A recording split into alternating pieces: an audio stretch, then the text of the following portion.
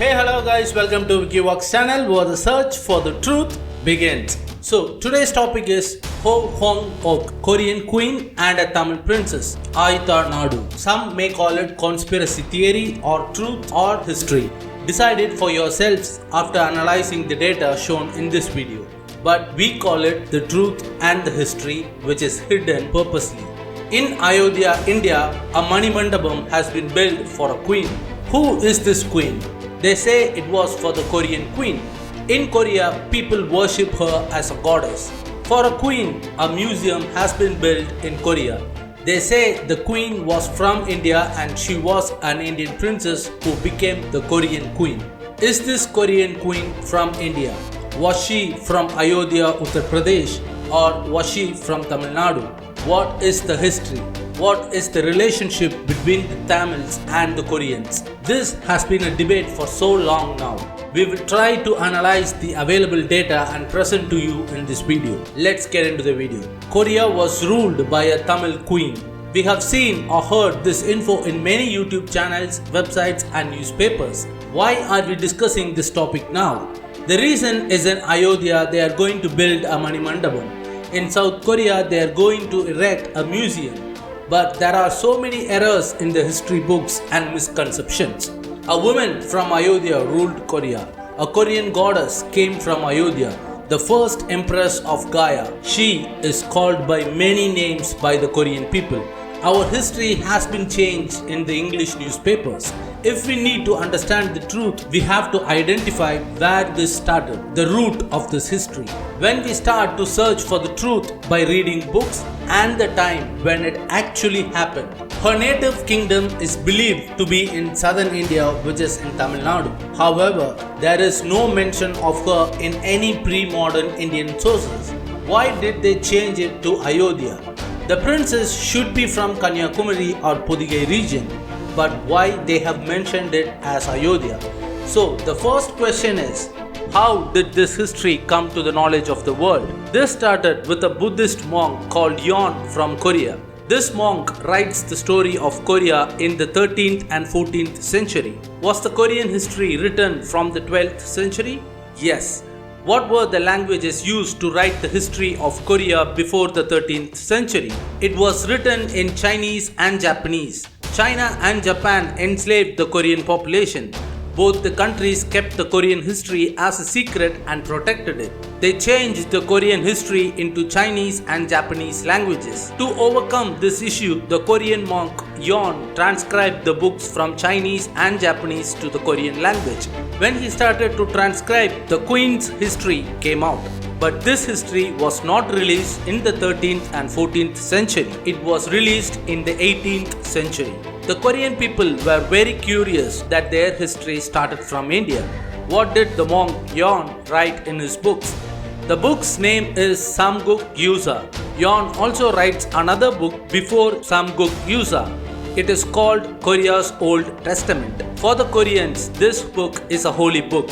What was there in Hwang's Old Testament? It is a Korean holy book. So the book was compared with India's history. History books and myths have a lot of connections. The first book name is Dangun, first king of Korea. His name was Gwan-in, a heavenly king. We should notice the other names which are given to this first king called Sakradevendra. In India, Lord Vishnu has a chakra in his hand. This history is similar to the Korean book. There is a history in Korea which says that a bear and tiger are stuck in a cave. Both animals, if they have to survive, they must eat a fruit and live for 20 days. The bear comes out of the cave and becomes a woman. That woman was married by a god and they had a child. This is a story from Korea.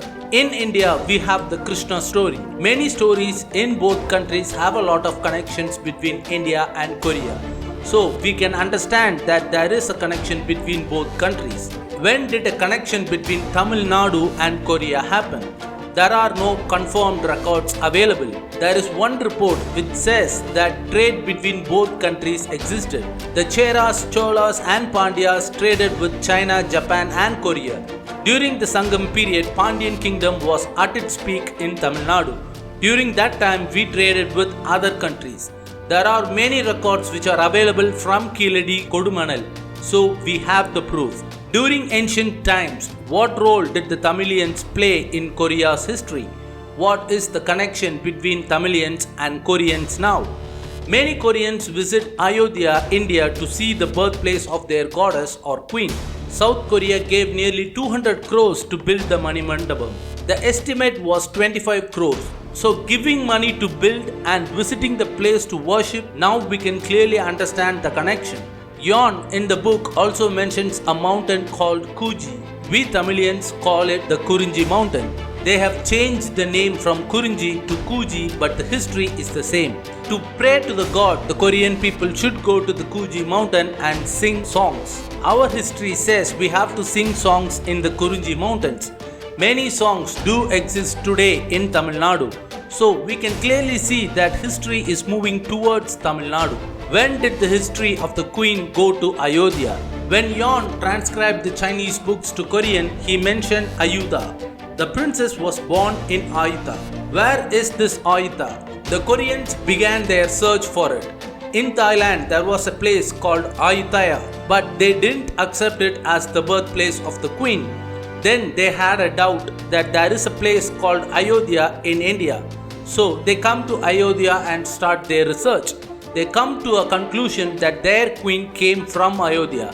This was confirmed from research which was conducted from 1992 to 1997. But after this research, they confirmed that Ayodhya and the queen didn't have any connection. But they now say that it may be Kanyakumari or the coastal states which existed in the Tamil Nadu region. Now Tamils say that the princess was a Tamilian princess. When Tamils talk about their history, many will disagree with the facts. Many will disagree that this is not history but a myth. But now we should search for the history. Where was this Ayuta Kingdom? Why did Kumari Karai come into this topic? We know that Yon wrote the book in the 13th century, the year 45th century BC. This was the time when the Pandyas were ruling Tamil Nadu. The Pandyan dynasty ruled from 300 BCE to 1650 CE. We should notice the flag or symbol of the Pandyas. There will be two fishes. In South Korea, you can see this symbol in many places. The Koreans called it Sashangaman. The ancient officials used this symbol in their coins. So, through this symbol, we cannot say that the princess could have gone to Korea from Tamil Nadu. This is just a trump card for us. When trade was happening, the symbols could have gone to Korea. But why did the Koreans give importance to this symbol of the Pandyas which was used for trade? The queen's original name was Shenbavala Rani. Shenbavalam is her commonly used name. Koreans call their queen Heo Hwang-ok. She has been called Shuri Ratna. These names are based on the precious gems which we used to call it in Tamil. According to the legend, at the age of 16, the princess started her journey to Korea as instructed by her parents. The princess' parents have said that the gods appeared in their dreams and told them to send their princess to marry the king of Korea. The king Suro, on the other hand, had stated that his selection of wife will be commanded by the heavens. He commanded man to ride a horse and reach the south of his capital. When the man reached the destination, he saw the vessel with red sail and red flag. This vessel was carrying the princess. Thus the king and the princess got married. King Suro and Queen Heo had 12 children. The current stats say that over 6 million Koreans trace their lineage to Queen Heo. We should know what the Pandyas traded. Tamil people went to dig up pearl from the sea. Our people lived in the coastal regions, so pearl resources were abundant during that time. So we exported the pearls. Ayodhya, Uttar Pradesh is not a coastal region, so there is no chance that pearls are found in Ayodhya. So there are no possibilities that the princess was from Ayodhya. The book says that the princess was accompanied by 22 people in a boat. The region which had this logistics to transport the princess was Kumari region. Is there a connection between Ayuta Nadu and Kumari region? There is a connection. Till 10th century BC, the southern coastal region of Tamil Nadu was called Karai Ayu Nadu. So we now know the Ayu region was ruled by the Pandyas. So people called the Ayu Nadu as Ayuta Nadu. We should also know about a port called Ayudurai. This Ayudurai was a vassal to the powerful Pandyan kingdom. Thurai in English means port. Ayu means a region which became Thurai. So from the Thurai, the princess may have left for Korea, but they have changed the name from Thurai to Ayuta Nadu to Ayodhya. The truth is in the 45th century BC, there was no place called Ayodhya. Ayodhya was called Saketa at those ancient times. So there is no chance that Saketa was changed to Ayodhya in those times. But there were cities called Ayuthurai or Karai Ayunadu in Tamil Nadu. There is a possibility that these names can be changed to Ayodhya. Surely this proves that the princess was from Tamil Nadu. Is this the only similarity Koreans have with the Tamils? Nearly 6,000 words from Tamil are used in South Korea language. Amma, Appa, Ni, Nan, all these words are an exact match to the Korean language.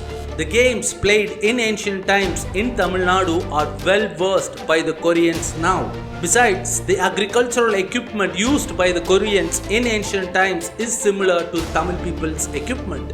When Koreans were ruled by the Chinese and the Japanese, the Korean people gave preference to rice. They called the rice as soru.